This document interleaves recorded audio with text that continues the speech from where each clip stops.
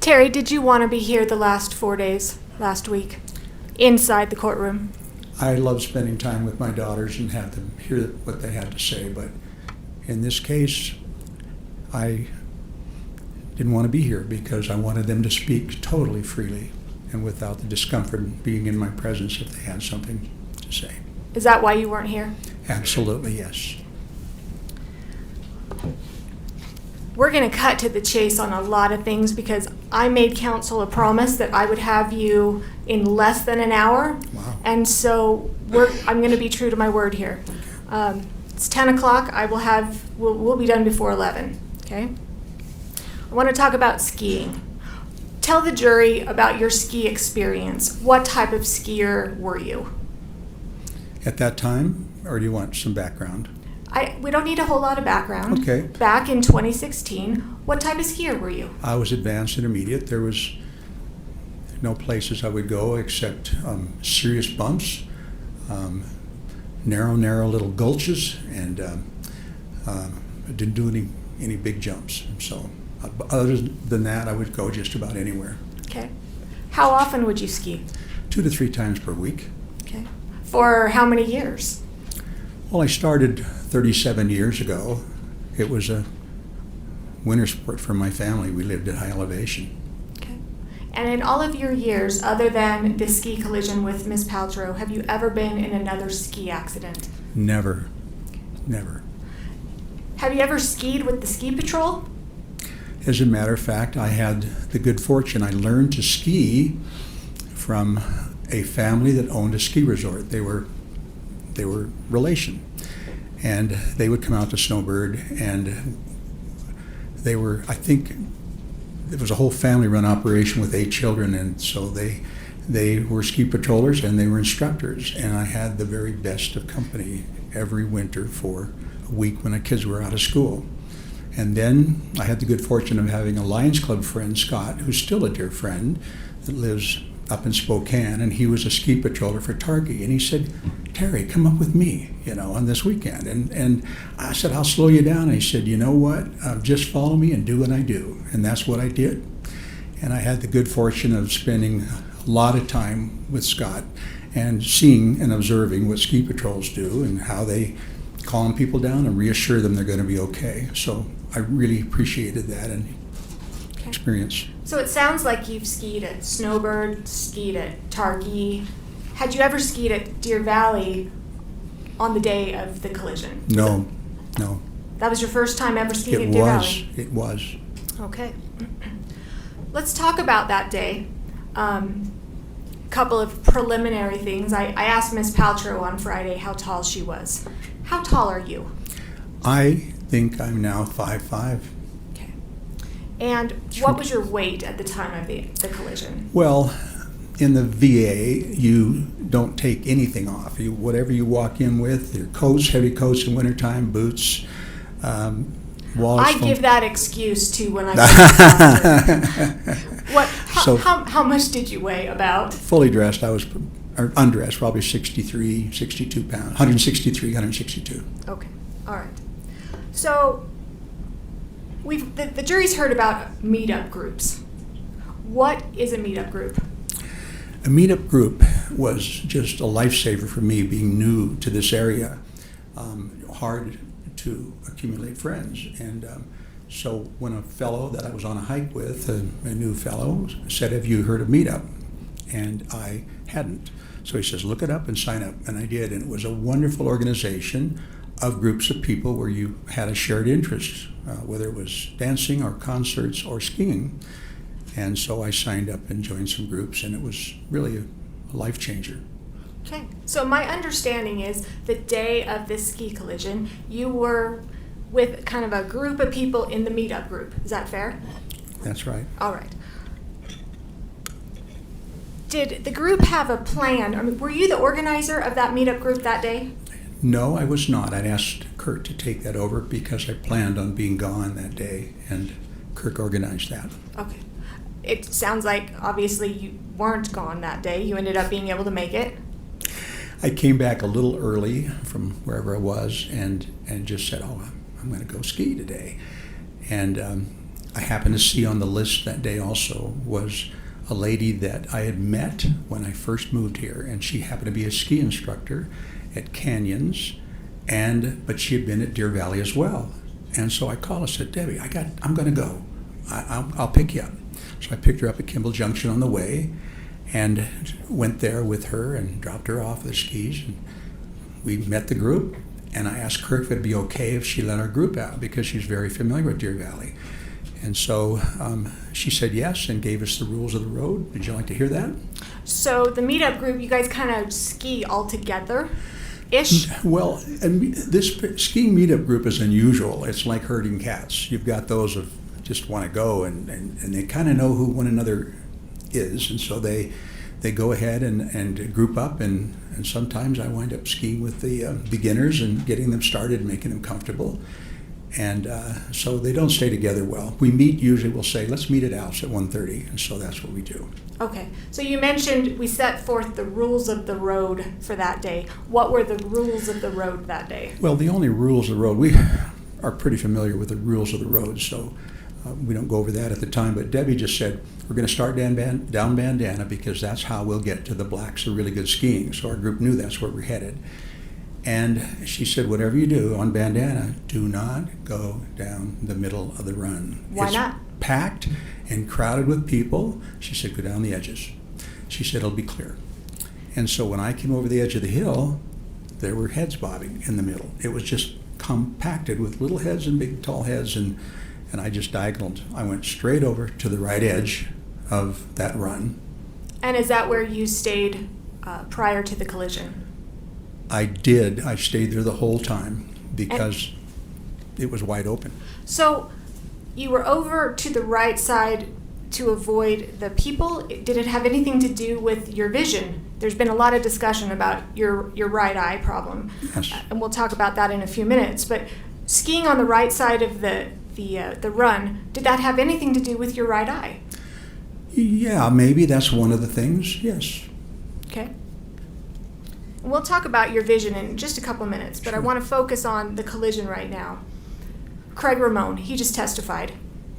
Oh, yes. You saw him. He also testified last week. How well did you know Craig at the time back February 2016? He was one of maybe an average of 15 people, 10 or 15 people that would come, so I shared his company during those times. And I knew him only as being an amazing skier, strong skier, and knew that. And I appreciated the fact he tended to like to follow the group and be behind as the protector, because he brought a lady that was a person I knew that was his neighbor. So he would bring her up and ski behind her as a protector. So good guy. Did you guys hang out a lot before this collision? Of course, at lunch, we spent time together. And there may be a couple of other occasions where we met with him, but usually there was somebody else there along with us. Okay. So I don't remember being exclusive with him. All right. So, Terry, take the jury through what happened in this ski collision. Take it from, say, getting off of the lift. Yes, happy to do that. It was really a very nice day for skiing, and I was really looking forward to it. And of course, Deer Valley has amazing groomed runs. Found that out right away. And so I'm starting from when I get off. When you got off of the ski lift. Gotcha.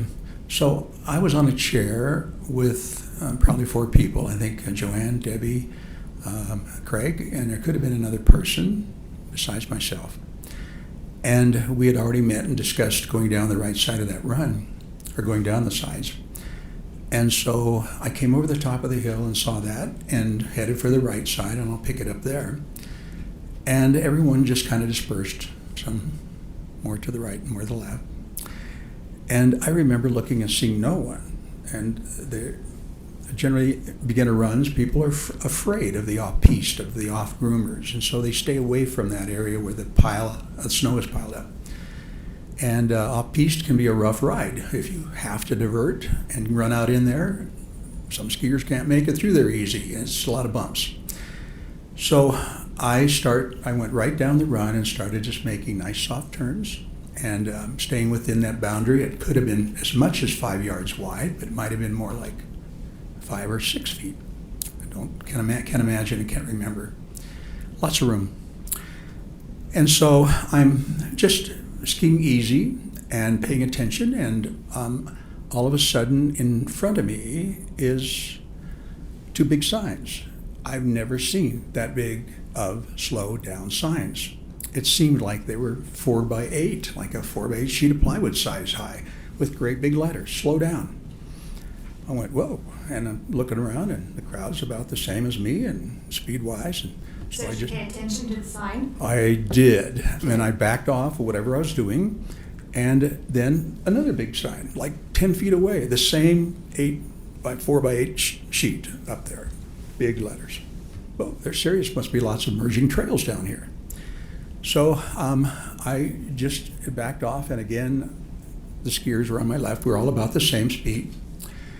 And I could see down where the edge of the run went, it curved around, a tree line came out a little bit, and the run curled around, and I could see about half of the, I don't know if it's the Montage or the Empire, could about half of that beautiful building, and it was wide open. There was nothing in front of me, and so I came around that corner, and it takes my breath away to think this is hard, because I don't like going through this scene. I just remember everything was great, and then I heard something I've never heard at a ski resort, and that was a blood-curdling scream. Just, I can't do it. It was, ah, and then, boom. And it was like somebody was out of control and gonna hit a tree and was gonna die. And that's what I had until I was hit. That's what was going on in your mind. Overruled? That's what's going on in your mind when you hear that scream. That was instantaneous. Oh my gosh, somebody's out of control. And they're really seriously out of control. Not time for a hockey stop. I didn't go think about that, but most people could avoid that, I think. Good skiers. That's speculation. Okay. And I'll move on. Okay. So you All right, I need overruled. He's overruled. thank you. So you hear this scream. Yes. What happens next? You know, I got hit in my back so hard, and I'm right at my shoulder blades, and it felt like, and was perfectly centered, and the fists and the poles were right there at the bottom of my shoulder blades. Serious smack. Never been hit that hard, and I'm flying. I'm absolutely flying. Now, you're not airborne. Well, all I saw was a whole lot of snow, and I didn't see the sky, but I was flying in that sense. I had no control. And I remember this thinking, okay, you really got to hang on. And then I thought about the crowd on the left, and I thought, I don't know who's wanted over there, and I do not want to get them mixed up in here. And I've heard, that maybe that's not decided about how my ribs really got hurt. I absolutely lurched with what little I could off of my skis a little bit more to the right to make sure nobody over here got involved on my left side.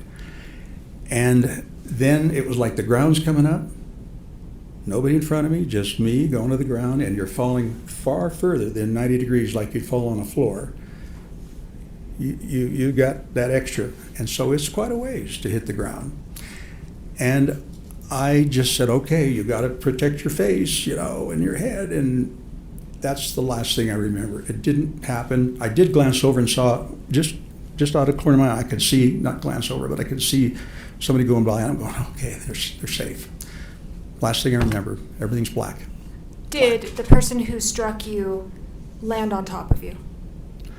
I wouldn't know that. I absolutely would not know that. I was just surprised. I had no upper body strength enough to be able to catch myself. I had no idea. Do you remember hitting your head on the ground? No, that part, no, that's all gone. I just remember my arms collapsing, and that's the last thing I remember. What's the next thing you remember?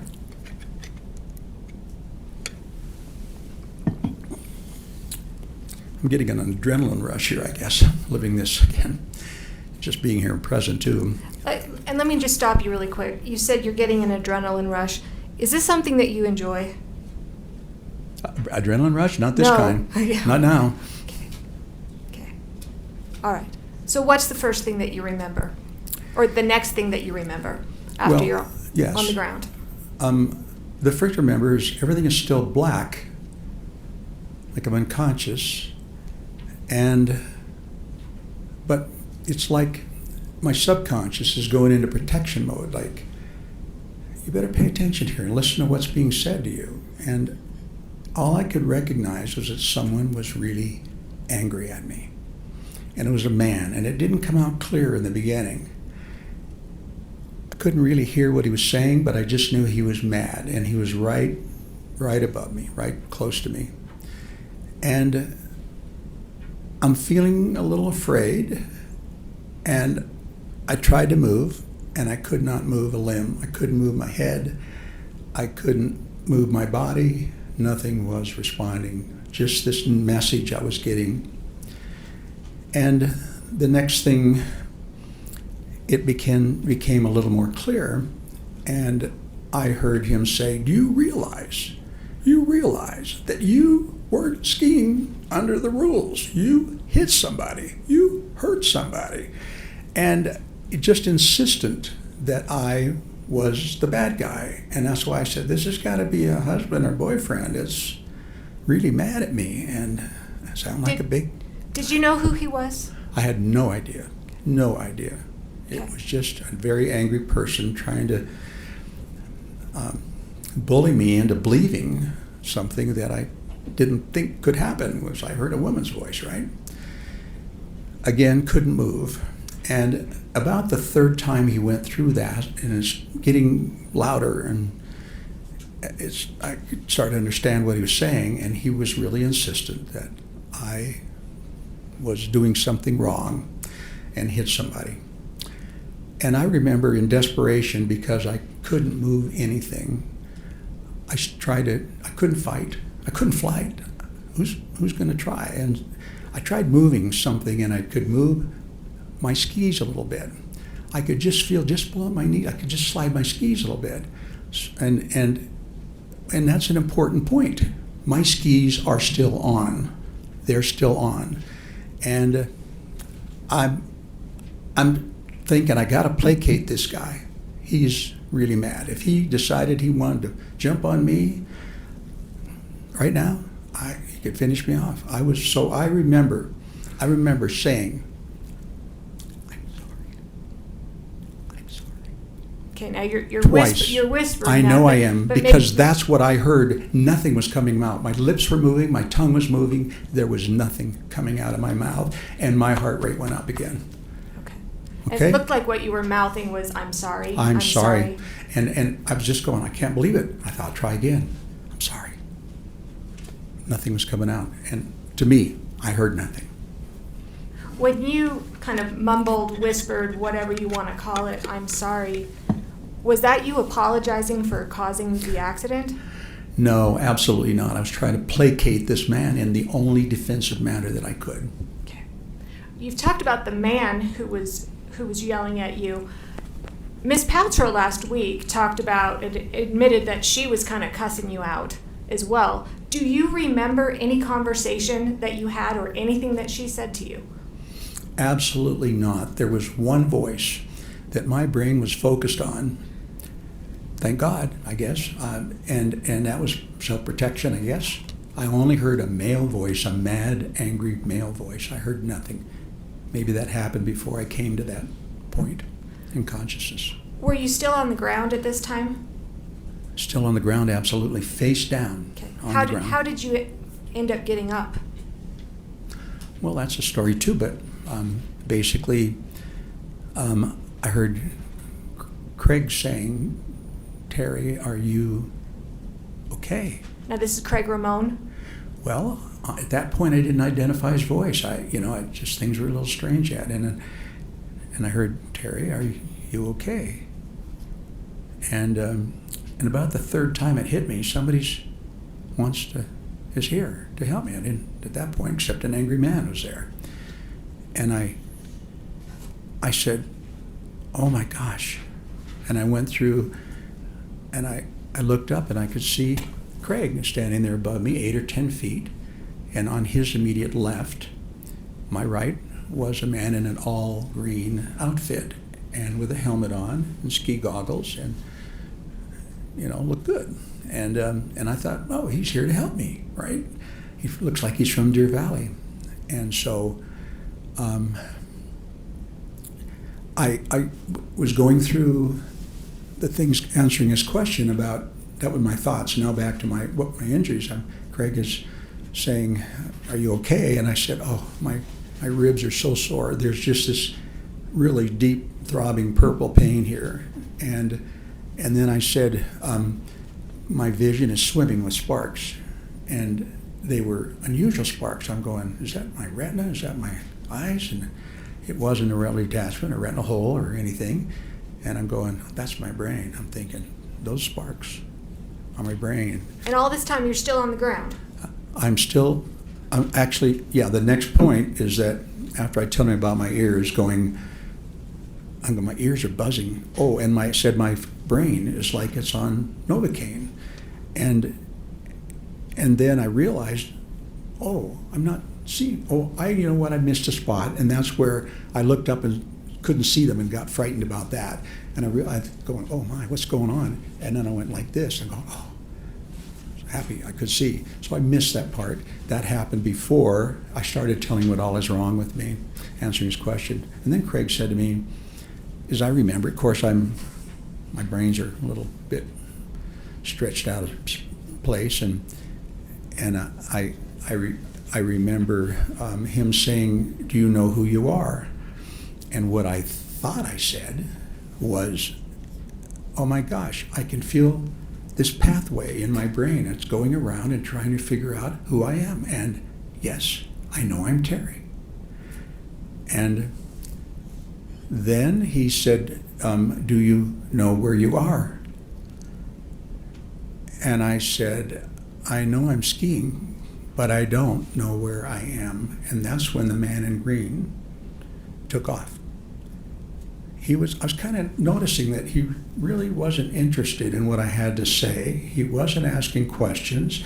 He was standing there rather stoically, head not moving, goggles on, just resting on his poles and his skis, and was sort of disinterested. But when he skied off, my heart sank, because I really thought he was the one person that was there to help me. And I'm laying on the ground with my head downhill, and I couldn't see where he went. So I was really Terry, how'd you get up? The question is how I got up, and that might have been the question in the beginning. But that's right. How did you get up?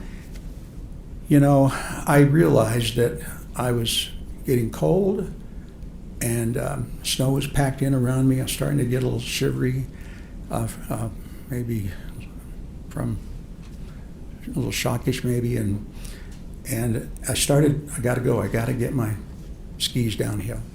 And I started sliding my skis around and my legs around.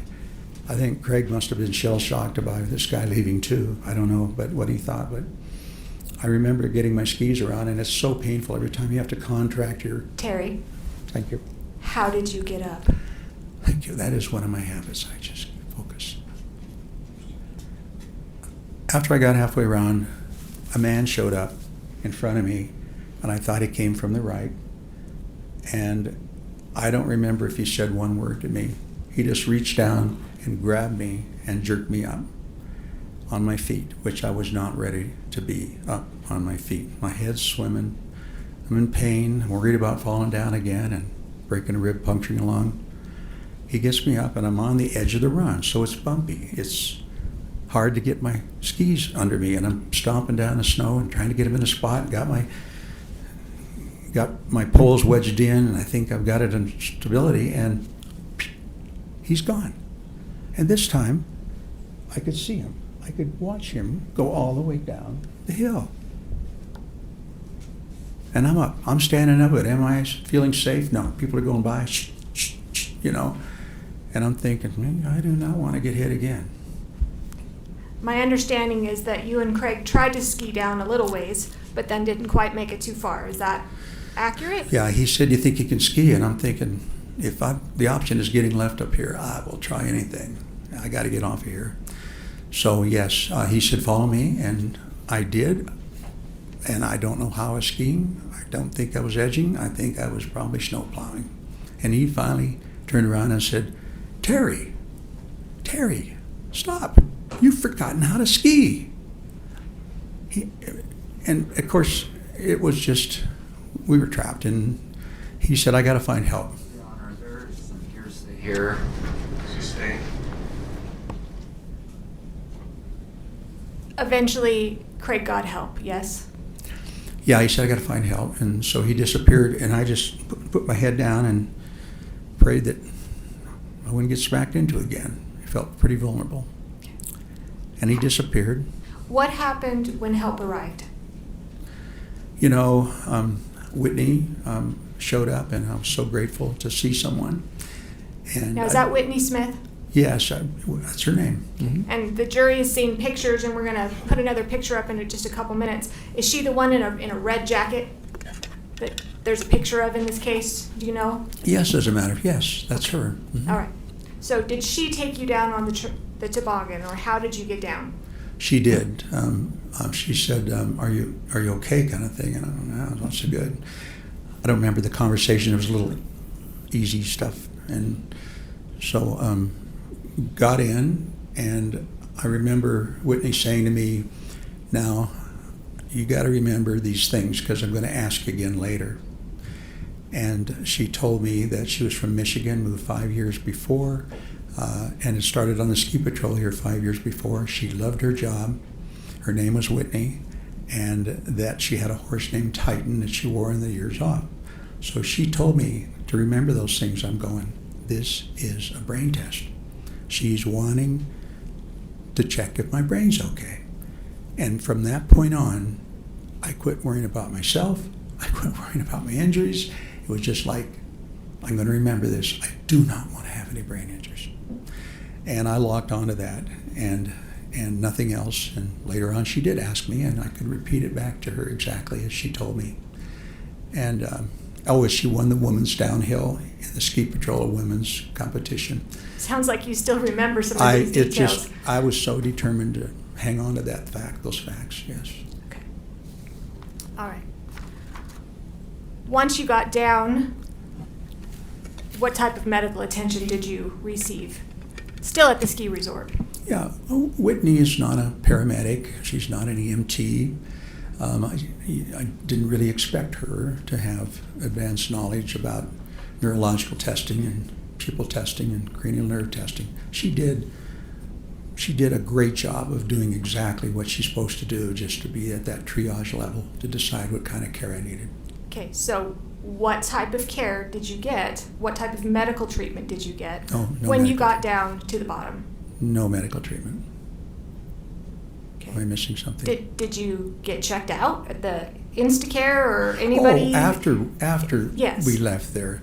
Yes, I asked Debbie, I said, where can I go and get checked and see what they say? And she said, well, let's stop at the Instacare. I know it's on the way. So I'd never been there before, but that's where we stopped and went in there. Okay. All right. So you got checked out. When did you learn that it was Gwyneth Paltrow that you were in the collision with? It was brought up, I think, the people that came in to the room to check on me that were part of my group would check in and check out once, and which is what I tell them: go skiing, go enjoy yourself. And so it came up, and it probably was Craig who said, I heard him say it was Gwyneth Paltrow. And to me, it's like, I'm not into celebrity worship, so I didn't care at that point. Did you think it was cool to collide with a celebrity? Absolutely not. That is not who I am, no. Do you ever write that? Ever tell anybody that? I don't think it came out in those words, but I don't remember that. But I think I was trying to communicate to my kids, and the reason was because I got calls from friends that knew my kids that heard I got crushed at the ski resort, and so I thought I gotta let my kids know I'm okay. That was my main point. I don't want them to worry about me. I'm okay. And so I started it out, and May said, I'm famous or something. Okay, and we're going to pull that up. Could you pull up Thank you. Exhibit 111, please? Yes, Defense Exhibit 111. We're going to call it the I'm famous email.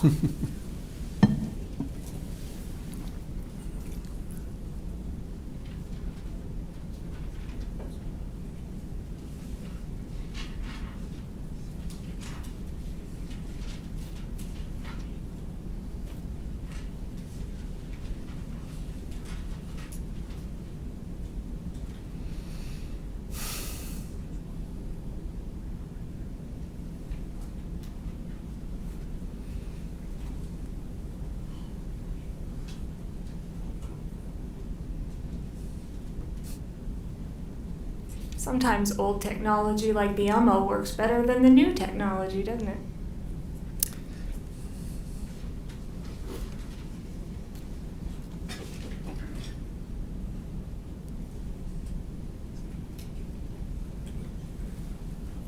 Huh? You're not going to plug it in? Oh, we're going to plug it in? Yeah.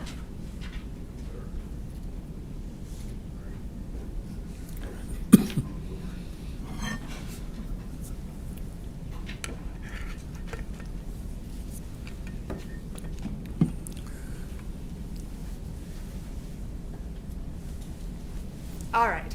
And Terry, you could come down if you need to, or does it show on your screen there? Yeah, but I'm not being an eye doctor, I'm not wearing fashion because I broke the pair of glasses I bought and couldn't find the old pair, so now I'm... Okay. All right, Yes, so I I can want to see. go through this. Defense Exhibit 111. Do you see, first of all, there are two posts. The first looks like on the bottom is the first at 8 o'clock p.m. Yes. And then the response was at 9:32 p.m. Do you see that? I do. All right. The message reads, and I'm just tell me if I read it right, from you to Jenny, Polly, and Shay. Those are your three daughters? Yes, they are. Okay. And the subject said, I'm famous. Do you see that? I do. Why did you write, I'm famous? You know, again, my head was scrambled. All I was trying to do is desperately communicate with my kids before they heard from somebody else I got crushed. So I didn't pick my words well, not at all how I felt. And I really was trying to add a little levity to a serious situation, and it backfired. Little did I know that this is where to be. So you write, I'm famous, and then here's what happened from my friend and eyewitness, and then there's the link. The link. The link. We now know what the link shows. Okay, sorry, I thought you were going to the GoPro. I'll withdraw my comment. I'm just talking about the link. Yes. Okay, so we now know what the link is, Yes. correct? The link is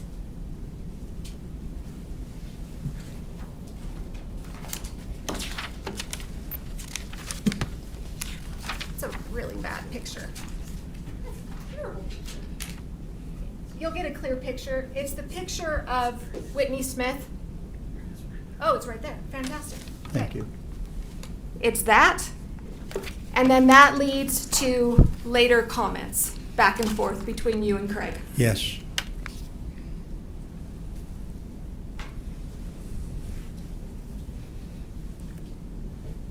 In that, under that picture, can you read what it says? Yes. Whitney kept me entertained while probing me. You want to speak in the mic.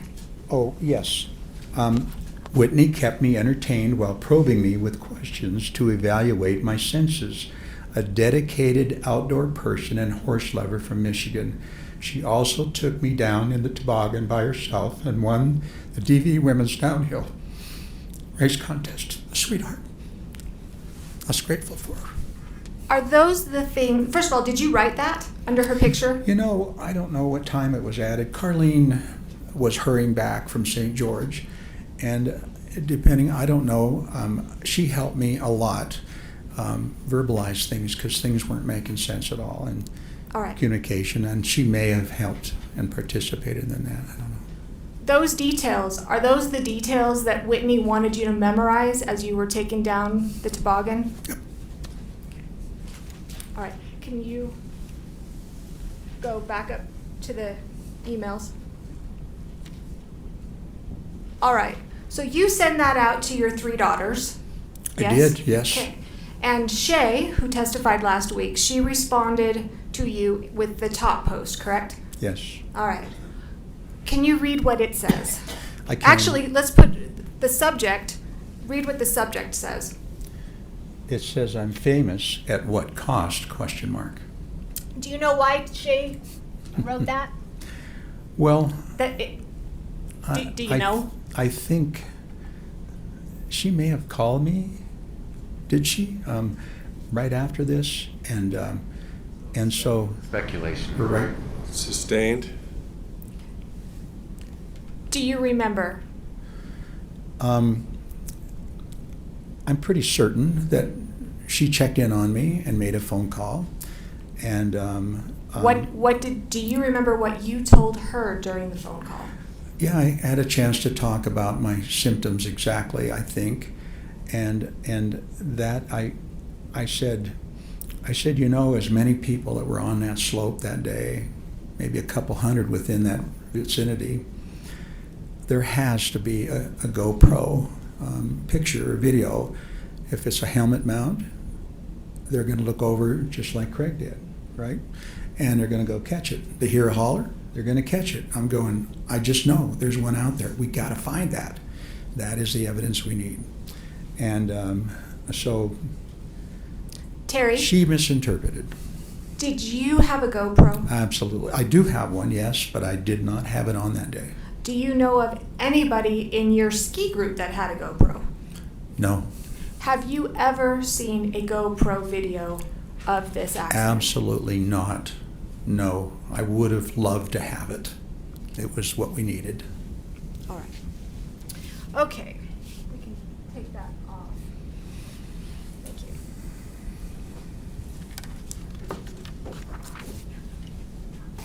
Let's talk about your injuries. What injuries, to your understanding, did you sustain in this collision? At this point, Right now. Right now. What your understanding as to what What happened to happened? Terry in this collision? at this point, I know that I had at least 4 broken ribs. I sustained a concussion, and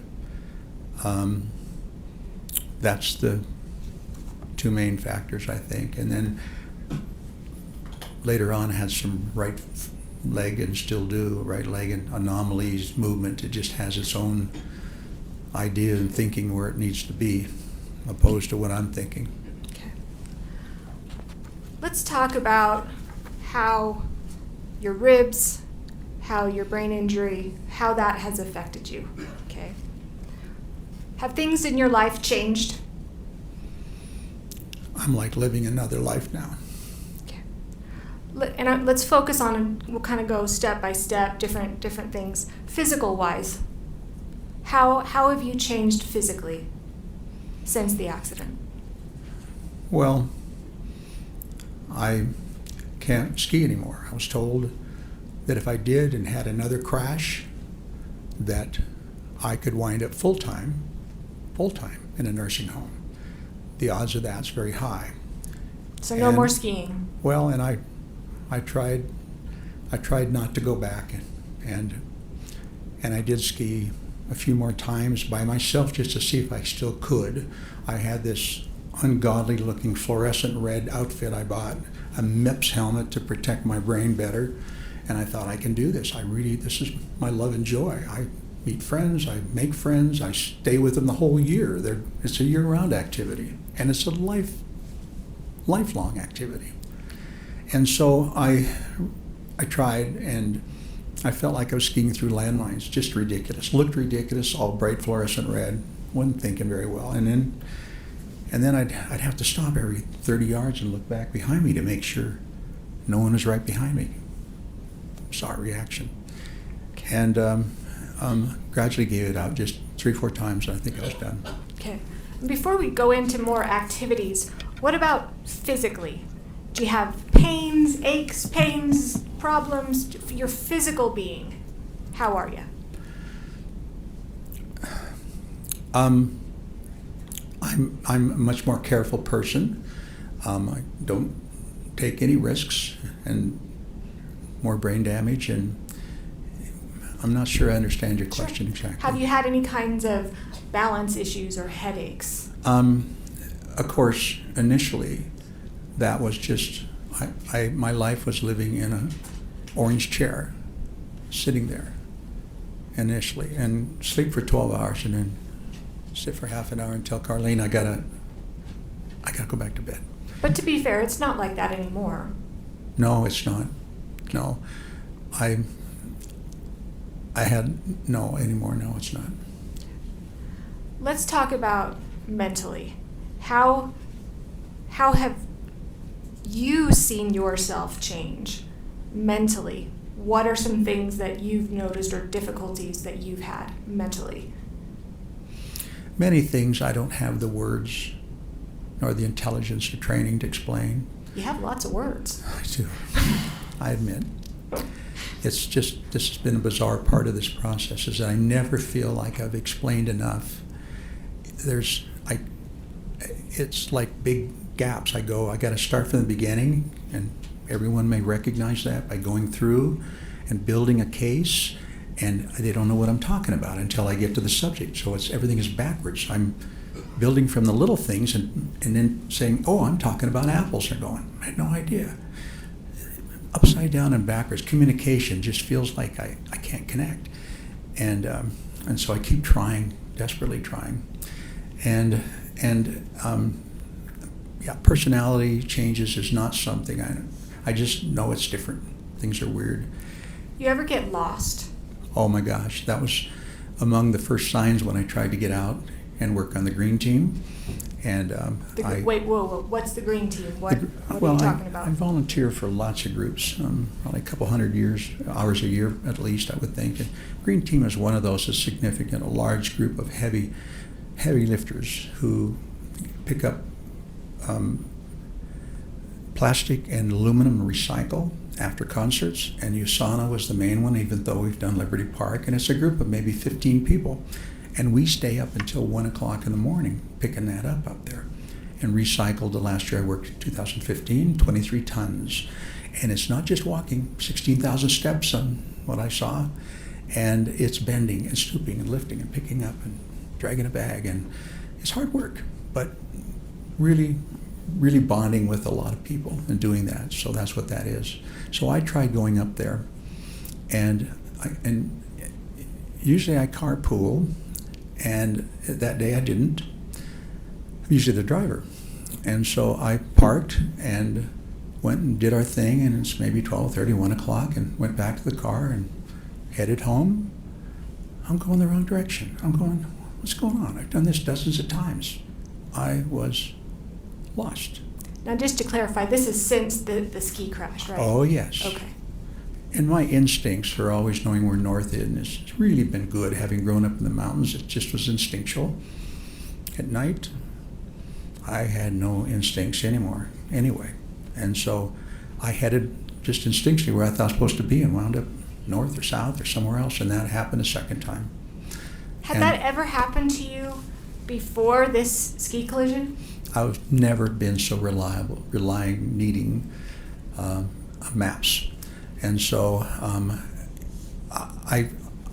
pretty sure I've lost visual memory, because it doesn't, knowing those turns and the houses where you turn, the streets you turn at, that feels like, and I know a little bit about that, that feels like a deficit I have. I don't retain that anymore. I can be there a dozen times and I still have to use maps to make sure I get there. Really odd. What about emotional, Terry? How are your relationships with your family and friends since the ski accident? You know, my interaction with my family has been more difficult, and I think of course, I'm desperately to be close to my family and my girls, but something's wrong in my essence and what I bring to the table with them, and communication is not as smooth, and it's been more difficult, no question. And they've told me they've noticed some changes. Yeah. Now, I didn't know you before. The jury didn't know you before. What kind of relationships did you have with your girls before this crash? My goals are always angels. I'm their protector. Some things happened to them, I'm testifying, that I heard about it. It hurts to see them in that place as their protector. I rode home with them and started sobbing, so I get caught up in that. Do you love your girls? Oh my gosh. There's been some discussion about your relationship with Jenny and that it's not always optimal. From your perspective, what is your relationship like with Jenny? And how has it been even before this accident? Yeah, Jenny and I probably don't communicate as well as I do with my other two daughters. Not probably, definitely we don't. We just have a hard time in that process, and I will not give up. I try to push to keep those lines open, but there's been times when there's been long breaches in our conversation. And yeah, I feel like her protector more than anybody does. So it's been harder for me to transition from being a parent to being an adult, an equal adult. I just feel like I need to intervene more on her behalf and help her. Just been hard. Let's talk about Carlene. We heard her testify last week. She's a catch. Why'd you let her go? In my choice, I wouldn't have, but I had it. After 8 months, I had to tell her to leave. I said, I'm not asking you, I'm telling you, you gotta leave. And Why'd you tell her to leave? I knew she didn't buy into this. She didn't buy in to me not being the same person and coming into a relationship. And I said, I'm not sure I'm going to get back to normal again. And I don't want you to feel like that I'm a crippled vet and you're going to stick it out with me, because I know you would. Half a brain or whatever. I know you would, but don't do it. You need your life. You run right now. And it was a sad time for both of us, I know. And she's in a great relationship with Bill now. And that was the purpose. And I think better than what I would have brought, honestly. It's hard to admit that, but it's true. Council, would this be a good place to take a break? Sure. Okay, we'll take a short recess.